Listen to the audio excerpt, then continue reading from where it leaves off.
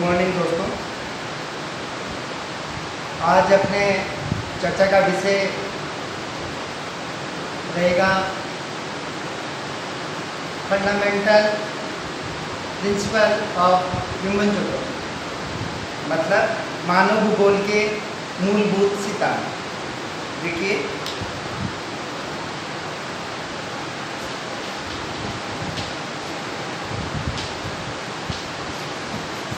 Fundamental principles of human geography, मानव भूगोल के आधारभूत सिद्धांत या मानव भूगोल के मूलभूत सिद्धांत। देखिए, आप लोगों को पता है कि प्रकृति या अपन दूसरे शब्दों में कह सकते हैं वातावरण, चाहे वो प्राकृतिक वातावरण हो, चाहे वो सांस्कृतिक वातावरण हो, वातावरण के जितने भी तथ्य हैं, एलिमेंट्स हैं, घटक हैं, उन घटकों में निरंतर परिवर्तन होता रहता है। देखिए दोस्तों, ये परिवर्तन हमें नजर नहीं आता है। जैसे आप लोगों को पता है कि किसी खेत में अगर अपन फसल बोते हैं या मान लो कोई पेड़ लगाते हैं, जैसे मान लो अपन ने एक आम का पेड़ लगाया, पेड़ लगाने पर वो आम का जो पेड़ है उसके ऊपर फ्लावर्स आएंगे, उसके ऊपर फ्रूट्स आएंगे, फ्रूट्स पकेंगे, लेकिन इसके बीच में जो उसमें डेली जो परिवर्तन हो रहा है, पौधा कहाँ पहुँच गया? पेड़ तक पहुँच गया, और पेड़ के बाद में फ्रूट्स तक पहुँच गया, और फ्रूट्स भी कच्चे से लेके उनमें वो जो है मैच्योर हुए, परिपक्व हुए, और उनके बाद में उनको जो है मनुष्य अपने कंजप्शन में काम में लेता है। लेकिन जो आम का पेड़ है, पौधा है, उससे लेकर जो इतनी लंबी प्रक्रिया हुई उसके परिपक्व मैच्योर होने में, उस परिपक्वता को अपन न देख सकते हैं न महसूस कर सकते हैं, लेकिन ये सुनिश्चित है कि उसमें परिवर्तन हुआ। अपन मान लो एक दूसरा अपन उदाहरण देखें तो देखिए, आज जहाँ पर हिमालय, किसी टाइम वहाँ पर 33 ओशन था, मतलब डिप्रेशन था, निम्न भूमि थी, वहाँ पर धीरे धीरे डिपोजिशन हुआ, और डिपोजिशन होने के बाद में निक्षेपण, जिसको अपन कहते हैं, के बाद में जो है प्लेटों में कन्वर्जन हुआ, अभिसरण हुआ, और वहाँ पर जो फोल्डिंग माउंटेन बना उसको अपने हिमालय कहते हैं। और आज भी हिमालय पर्वत की ऊंचाई निरंतर बढ़ रही है, लेकिन हमें ये महसूस नहीं होता कि जो ऊंचाई बढ़ रही है उसको अपन न तो अपन देख सकते हैं और न अपन उसको महसूस कर सकते हैं, लेकिन परिवर्तन हो रहा है। कहने का मतलब ये है, चाहे सांस्कृतिक वातावरण का कोई भी तथ्य हो, कोई भी एलिमेंट हो, और चाहे प्राकृतिक वातावरण का कोई भी तत्व या घटक हो, उसमें परिवर्तन निरंतर हो रहा है। मतलब परिवर्तन प्रकृति का नियम। देखिए दोस्तों, जिस प्रकार पृथ्वी के ऊपर निरंतर परिवर्तन हो रहे हैं, चेंजेस हो रहे हैं, उनके पीछे बहुत सारी शक्तियां काम करती है। किसी एक शक्ति के कारण जो है परिवर्तन संभव नहीं हो पा रहा है, बल्कि जो परिवर्तन करने वाले जो तथ्य हैं, जो तत्व हैं, जो एजेंट्स हैं, वो परस्पर अंतर संबंधित है, परस्पर इंटर रिलेटेड। कैसे इंटर रिलेटेड है? देखिए आप कि जो परिवर्तन हो रहा है निरंतर पृथ्वी के ऊपर, या जो पृथ्वी के ऊपर जो सांस्कृतिक और प्राकृतिक वातावरण के तत्वों में जो क्रियाशीलता पाई जाती है, वो क्रियाशीलता विभिन्न तत्वों का परिणाम है। और परिणाम किस रूप में? एक अपन साधारण उदाहरण के द्वारा अपन समझते हैं कि जैसे मान लो किसी जगह टेम्परेचर या सूर्य ताप बढ़ता है। सूर्य ताप बढ़ता है तो क्या होता है? जो एटमॉस्फेरिक जो टेम्परेचर है, वायुमंडलीय तापमान है, वो बढ़ता है। जब वायुमंडलीय तापमान बढ़ता है तो क्या होता है? वाष्पीकरण बढ़ता है। और वाष्पीकरण बढ़ता है, वाष्पीकरण के साथ साथ जहाँ पर तापमान बढ़ता है वहाँ पर क्या होता है? निम्न लो प्रेशर एरिया क्रिएट होता है, मतलब निम्न दाब उत्पन्न होता है। जब एक साइड में निम्न दाब उत्पन्न होगा और जहाँ पर सूर्य ताप कम है वहाँ पर क्या होगा? उच्च वायुदाब होगा। उच्च वायुदाब से निम्न वायुदाब की तरफ हवाएं चली, या अपन कह सकते हैं कि तापमान बढ़ने के कारण जो है संवहन पवनों का जो है प्रवाह होगा वो कन्वेंशनल होगा, मतलब संवहन, मतलब ऊपर से नीचे की तरफ उनका मूवमेंट होगा या गतिशीलता आएगी। तो उसके कारण क्या होगा कि जो आर्द्र और गर्म जो वायु है वो वायु ऊपर की तरफ जाएगी। ऊपर की तरफ जाने के अंदर आप लोगों को पता है कि अर्थ सरफेस से जैसे जैसे अपन ऊपर की साइड जाते हैं, मतलब पृथ्वी के धरातल से जैसे जैसे अपन ऊपर की साइड में जाते हैं वैसे वैसे निरंतर तापमान में कमी होती है। ठीक है दोस्तों, तापमान में कितनी कमी होती है? ये एक एवरेज अपन देखें तो प्रति 1000 मीटर पर 6.5 डिग्री सेल्सियस टेम्परेचर डिक्रीज होता है।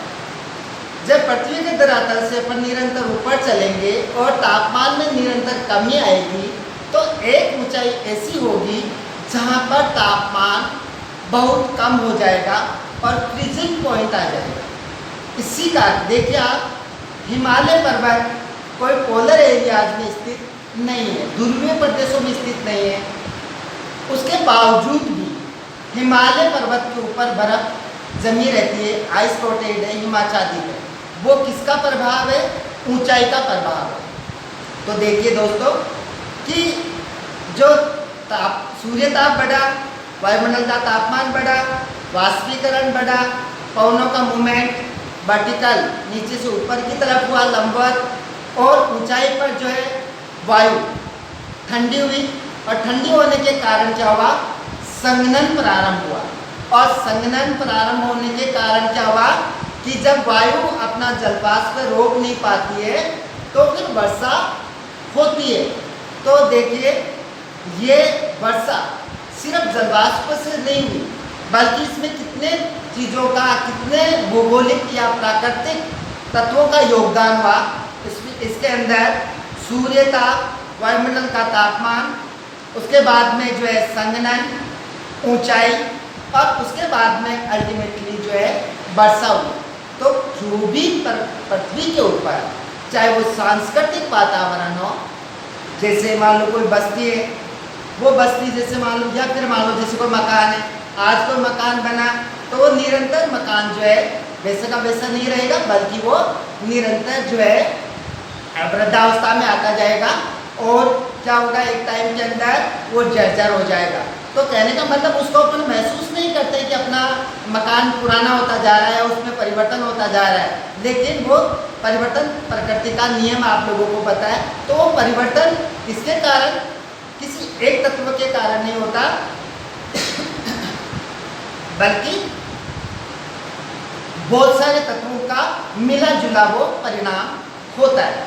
देखिए दोस्तों, जो ये तत्व हैं, चाहे सांस्कृतिक तत्व हो चाहे प्राकृतिक तत्व हो, ये सारे के सारे तत्व परस्पर एक दूसरे से इंटर रिलेटेड है या इंटर कनेक्ट है, परस्पर अंतर संबंधित।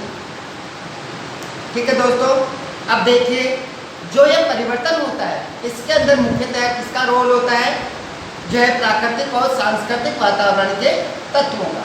लेकिन देखिए दोस्तों, मनुष्य खुद एक जो है संसाधन है, जैविक संसाधन, और मनुष्य का भी जो है जो परिवर्तन होता है पृथ्वी के ऊपर, उसमें एक महत्वपूर्ण उसकी भूमिका होती है।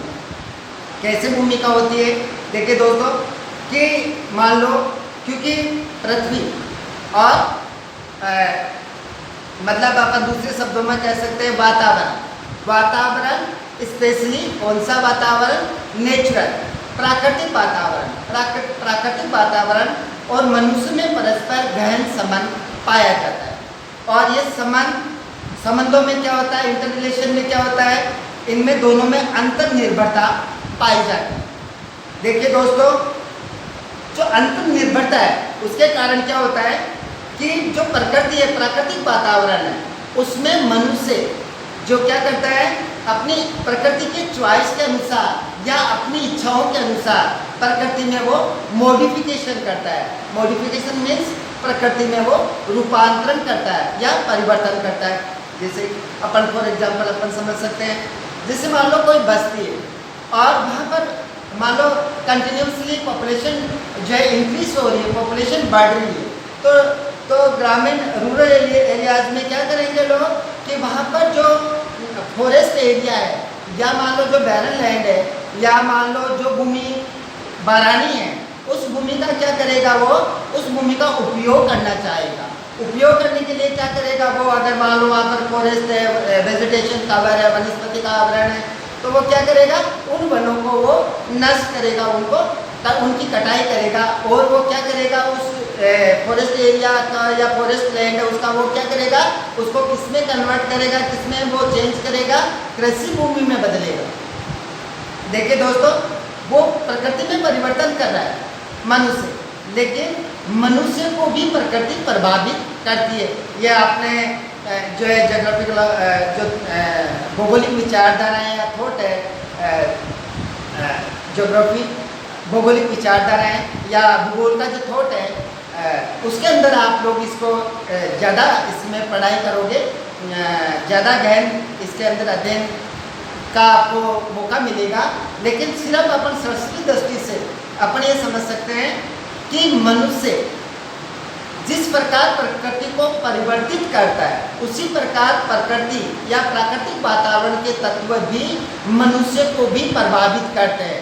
जैसे कुमारी शंकु ने इसको बहुत जो है इसको सपोर्ट किया था, इसको बहुत वर्ल्ड वाइड इसको बहुत फेमस किया था, इसको जो है डिटर्मिनिज्म जो कॉन्सेप्ट है, अप्रोच है ह्यूमन ज्योग्राफी की, उसको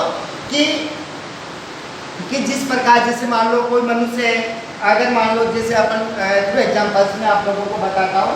देखिए दोस्तों, यहाँ पर मान लो ग्लोब है या पृथ्वी है, पृथ्वी का एक इक्वेटोरियल एरिया है, यहाँ जो है ठीक है, या अपन कह सकते हैं ट्रॉपिक एरिया। ये देखिए दोस्तों, टेम्परेट जोन है, शीतोष्ण कटिबंध, और ये पोलर एरिया है या पोलर जोन है। देखिए दोस्तों, यहाँ पर मनुष्य, यहाँ क्या होता है कि यहाँ पर सोलर रेडिएशन सीधी पड़ती है, यहाँ पर सोलर रेडिएशन सीधी पड़ती है सूर्य की किरणें, इससे हाई टेम्परेचर रहता है। और कुछ तापमान के कारण क्या होता है कि यहाँ पर वाष्पीकरण इवेपोरेशन ज़्यादा होता है, और यहाँ पर डेली वर्षा होती है। डेली वर्षा होने के कारण यहाँ क्या होता है, सघन वन पाए जाते हैं। कौन से, विषुवत रेखीय प्रदेश में। और सघन वन पाए जाने के कारण यहाँ पर जो है दिक्कत क्या होती है कि यहाँ पर आज तक जो है इंडस्ट्रियलाइजेशन, अर्बनाइजेशन नहीं हो पाया, और जो है हाई लेवल की या डेवलप्ड एग्रीकल्चर एक्टिविटीज़ आज भी यहाँ पर संभव नहीं है। तो वो संभव क्यों नहीं है? क्योंकि प्रकृति का प्रभाव है, और विशेष तौर पर किसका प्रभाव है? जो है यहाँ की सॉइल और यहाँ का जो है क्लाइमेट का प्रभाव है। देखिए दोस्तों, जब शीतोष्ण कटिबंध के अंदर न अधिकतम तापमान होता है, मध्यम तापमान होता है, कहने का मतलब, और दूसरा जो है यहाँ पर जो है तापमान मध्यम होता है और वर्षा भी मध्यम होती है। उसके कारण ये एरिया क्या शीतोष्ण कटिबंध है। यहाँ देखिए आप, जितने भी ग्रास लैंड्स, घास के मैदान है, वो सारे के सारे ज़्यादातर शीतोष्ण कटिबंध में अवस्थित है। इसके अलावा यहाँ पर जो एग्रीकल्चर, जो प्रोडक्शन है और प्रोडक्टिविटी है, उत्पादन और उत्पादकता कृषि की, वो अधिकतम पाई जाती है। वो किसका परिणाम है? वातावरण का परिणाम।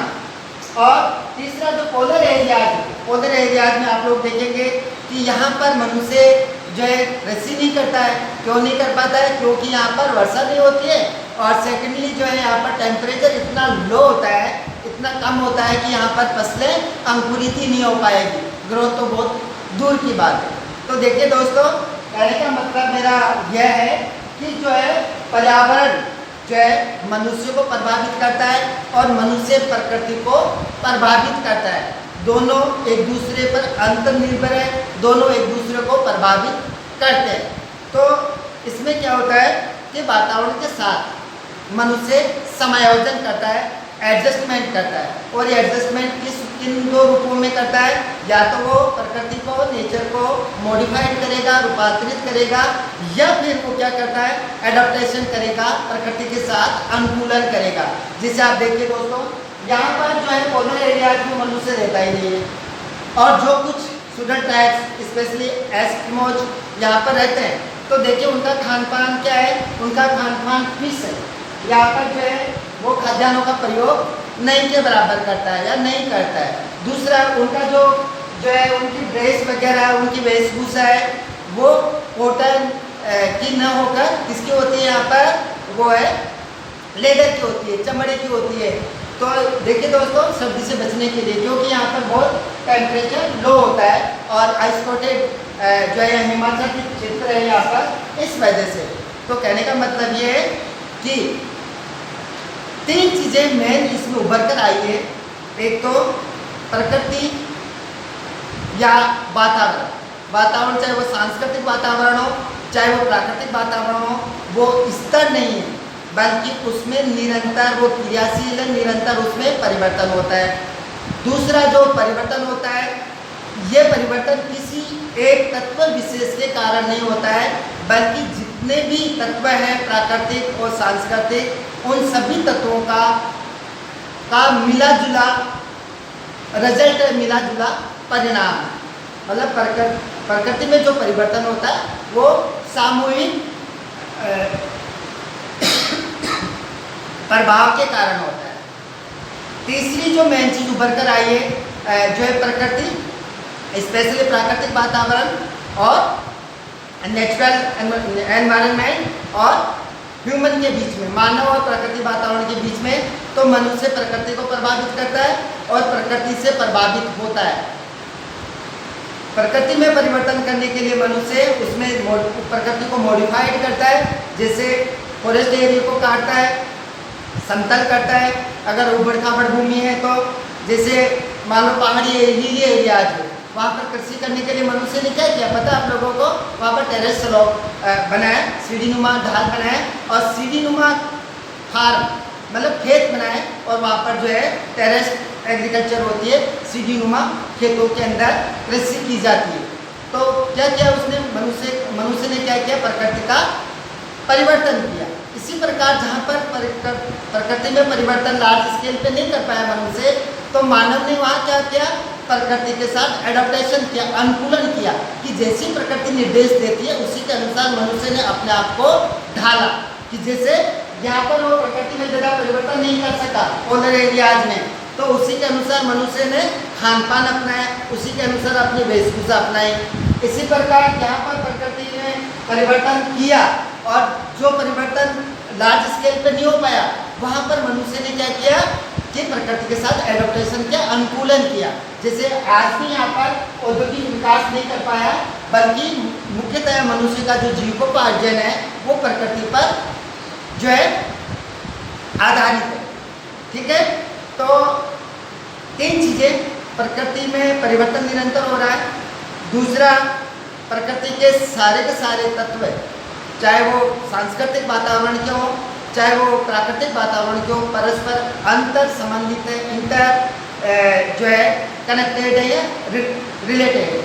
तीसरा जो है समायोजन, तो समायोजन मनुष्य ने प्रकृति के साथ किया, वो या तो मॉडिफाइड करके किया या अनुकूलन करके किया। तो जो मानव भूगोल के जितने भी तथ्य हैं उन तथ्यों का अध्ययन अपन जो है एक उसका यह अपन कह सकते हैं कि मनुष्य और वातावरण के बीच में जो परस्पर अंतर संबंध है, उन अंतर संबंधों का जो अध्ययन मानव भूगोल के अंदर किया जाता है, ये अध्ययन जो है इस अध्ययन के कुछ निश्चित नियम है, कुछ आधारभूत नियम है। तो इन जो बेसिक या फंडामेंटल्स जो रूल है मानव भूगोल में विभिन्न तथ्यों के अध्ययन के, इन मूलभूत नियमों को ही मानव भूगोल के मूलभूत या आधारभूत सिद्धांतों के नाम से जानते हैं। देखिए दोस्तों, मानव भूगोल में जो फंडामेंटल प्रिंसिपल्स है, जो मूलभूत या आधारभूत जो सिद्धांत है, उन सिद्धांतों को अगर अध्ययन की दृष्टि से अपन उनका क्लासिफिकेशन करें, उनका वर्गीकरण करें, तो अपन मूलतः 3 भागों के अंदर उन सिद्धांतों को अपन बांटते हैं। पहला है प्रिंसिपल ऑफ एक्टिविटीज, मतलब क्रियाशीलता या परिवर्तन का सिद्धांत। प्रिंसिपल ऑफ एक्टिविटीज मीन्स क्रियाशीलता या परिवर्तन का सिद्धांत, पहला सिद्धांत मानव भूगोल का। दूसरा जो सिद्धांत है मानव भूगोल का, वह है प्रिंसिपल ऑफ टेरेस्ट्रियल यूनिटी, मतलब पार्थिव एकता का सिद्धांत या पार्थिव अंतर संबंध का सिद्धांत। ठीक है दोस्तों, और तीसरा जो सिद्धांत है वो सिद्धांत है प्रिंसिपल ऑफ एनवायरनमेंट एडजस्टमेंट, मतलब वातावरण समायोजन का सिद्धांत। तो दोस्तों, इस प्रकार जो है मानव भूगोल का जो अपन अध्ययन करते हैं, उसके मूलभूत जो नियम हैं, उन नियमों को ही सिद्धांत कहते हैं। और ये सिद्धांत 3 हैं जो आप लोगों के निश्चित रूप से समझ में आ गए होंगे। और इन सिद्धांतों का, कौन से सिद्धांतों का? 3 का, principle of activities, principle of terrestrial unity और प्रिंसिपल ऑफ एनवायरनमेंट एडजस्टमेंट। इन तीनों सिद्धांतों का एक एक करके, मतलब 1 बाय 1 इनका अपन विस्तृत अध्ययन करेंगे। आज के व्याख्यान में बस इतना ही। आशा है निश्चित रूप से आप लोग इस व्याख्यान से लाभान्वित हुए होंगे और आपने इस व्याख्यान को एंजॉय किया होगा।